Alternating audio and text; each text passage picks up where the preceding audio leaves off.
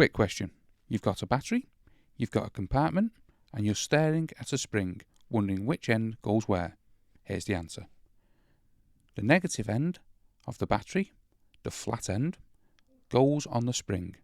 The spring is always on the negative side. The positive end, the one with the little bump on it, faces away from the spring, towards the flat contact plate on the other side. Think of it this way. The spring needs something to push against, and it sits on the negative terminal. If you ever forget, just look at the markings inside the battery compartment.